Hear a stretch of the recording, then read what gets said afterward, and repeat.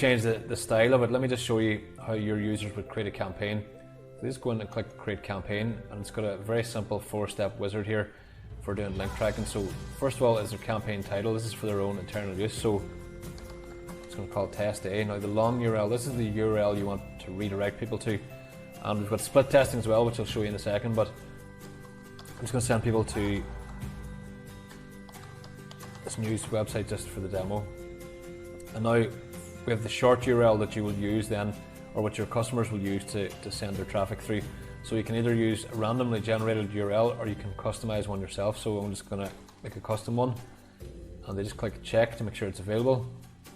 It says green, it goes green if it is available, then we click next. Now we have split testing as an option.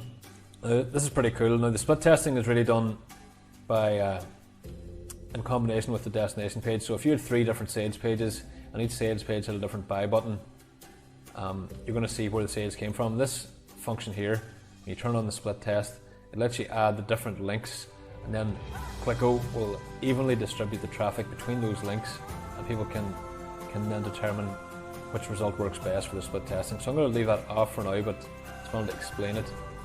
Next one is tracking. This is for retargeting, so it's pretty cool. A lot of tracking apps wouldn't have this, so it's a really strong selling point for your customers, and I've seen apps that just do only this. What this does is it lets you paste in your Facebook or any other platform's retargeting code, so that either would be in the head or in the body.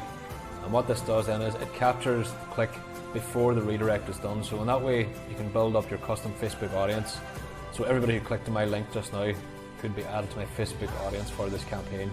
Normally that's something you can't do because you're sending people to an external website, so we've perfected that. And the last main function here is password protection. So if you want to, for some reason, password protect the link redirect, so you could even use this for things like bonus delivery or sending client stuff. You can just set up a redirect with a password protect, and you have to give people the password then. So you just enable password protect, and it'll set up the password protection here. So I'm just going to set this up now. And it also has a password page style, and you can set that as a color or upload images, use or built-in library, or upload images, or define a URL. So if you just click select from library, we've got this huge library of images that you can use then. So we can just pick one of these. Let's pick this one. We'll then use that image, and you can pick what way you want it to be styled in the back at the end of the page. Then you can turn on your logo as well. You can upload a logo, so you can really brand this and makes it pretty cool.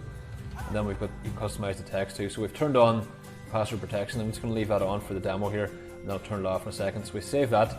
Now this is what we see in our dashboard. You can edit your title at any time just by clicking on the dashboard and hitting return. It'll change the name. You can click in here to view all your stats. It gives you a map of where the traffic's from, Facebook activity, everything else, so you can see how it's performing that way. Then you can go in and edit it. You can clone your campaign.